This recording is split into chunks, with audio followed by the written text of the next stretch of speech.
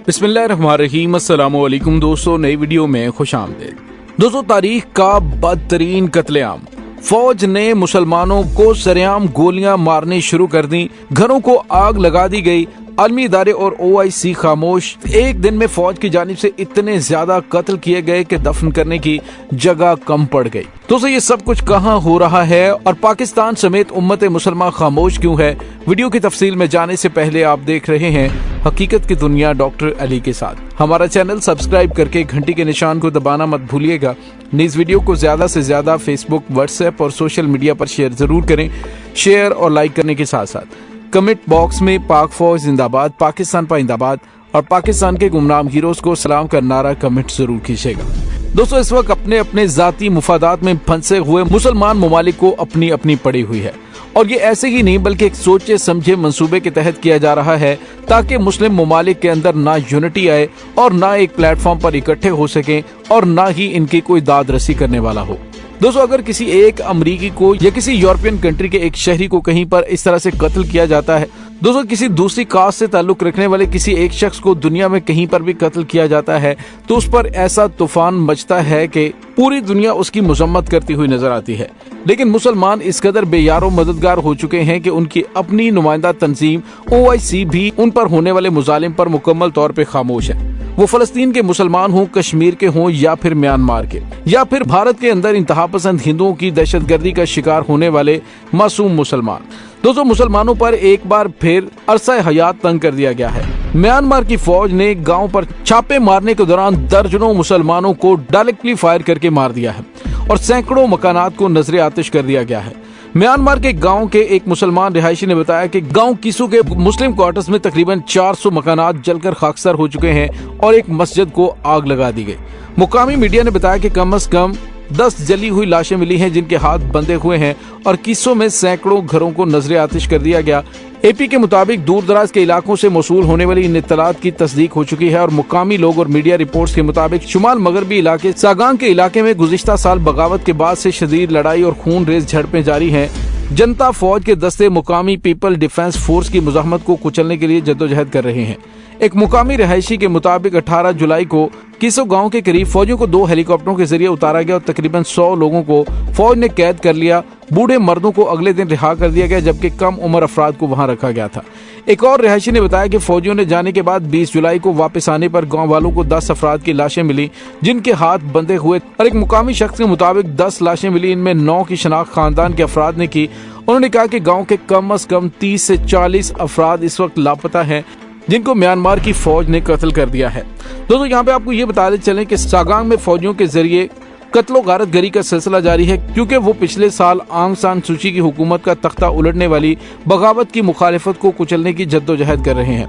दोस्तों, यहाँ पे आपको ये भी बताते चले कि अमेरिका ने म्यांमार में रोहिंग्या मुसलमानों के कत्लेआम को नस्ल कुशी करार दिया है।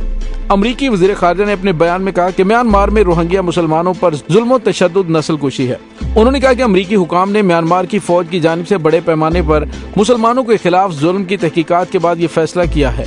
ख्याल रहे कि होलोकॉस्ट यानी यूरोप में यहूदियों की नस्ल कुशी के बाद ये 8वीं मरतबा अमरीका ने किसी जगह नस्ल कुशी को तस्लीम किया है। दोस्तों, याद रहे कि 2017 में रोहिंग्याई मुसलमानों के खिलाफ मुल्क गिर मुनज़्ज़म मुहिम का आगाज किया गया था जिसमें हजारों की तादाद में खवातीन की इस्मत दरी, बच्चों और बड़ों का कत्ल और घरों का जलाओ घिराव शामिल था, जिसके बाद तकरीबन 7 लाख से ज्यादा रोहिंग्याई मुसलमान अपनी जान बचाने के लिए बुद्धमत अक्सरियती मुल्क से हमसाया मुल्क बांग्लादेश में हिजरत करने पर मजबूर हुए थे। इससे कबल म्यांमार की हुकूमत और फौज बुद्धमत के मुतस्सिब राहिबों को आलमी रिपोर्ट्स में मुसलमानों की नस्ल कुशी और उनके साथ किए गए शर्मनाक सलूक का मुजरिम करार दे चुके हैं। दोस्तों, यहाँ पे आपको ये भी बताते चले कि अक़वाम मुत्तहिदा ने भी एक जामे रिपोर्ट शाया की है। फौजी बगावत के बाद म्यांमार में इंसानी जिंदगी की शर्मनाक तौहीन और इंसानियत के खिलाफ जुराइम के वाज़ेह शवाहिद मिले हैं।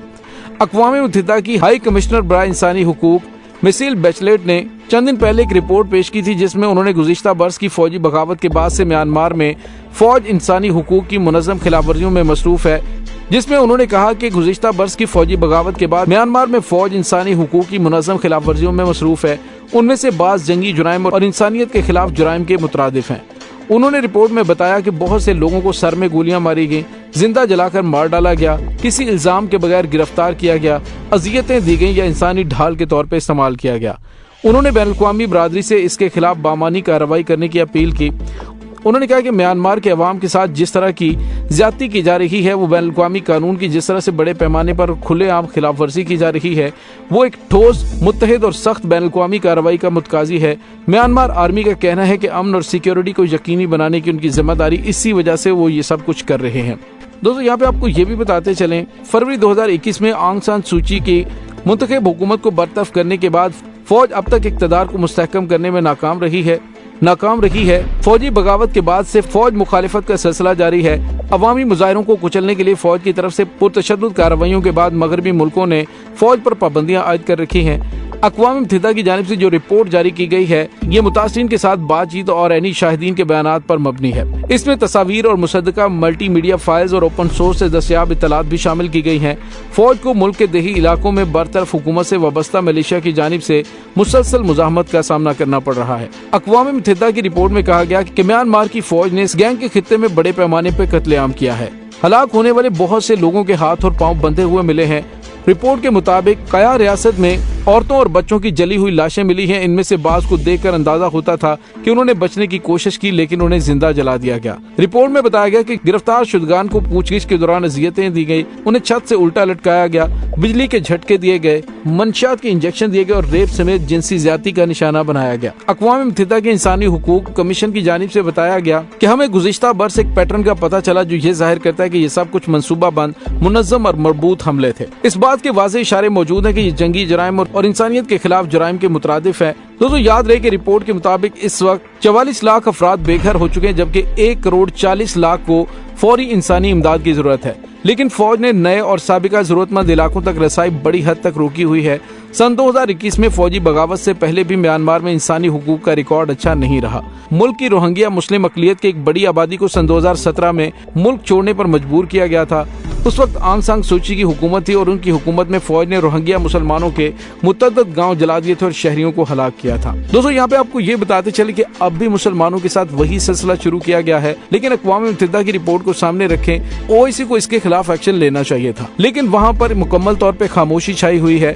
اور دوستو یہاں پہ آپ کو یہ بتاتے چلے کہ اس وقت پوری امت مسلمہ کے اندر ایک ہی لیڈر ہیں جنہوں نے تمام مسلم ممالک کو ایک پلیٹ فارم پر اکٹھا کرنے کی کوشش کی، جن کا تعلق پاکستان سے، ان کا نام عمران خان ہے۔ عمران خان نے ہی تمام امت مسلمہ کی مشترکہ فوج، جس طرح سے ناٹو اتحاد کی فوج ہے، اسی طرح سے مسلمانوں کے حقوق کی حفاظت کے لیے تمام ممالک ایک مشترکہ فوج بنانے کی منصوبہ بندی بھی کر رکھی تھی، جس کا امریکہ اور اسرائیل کو پتہ چل چکا تھا۔ اسی وجہ سے انہوں نے فوری طور پر عمران خان کو ہٹایا تاکہ وہ اپنے ارادوں میں کامیاب نہ ہو سکے۔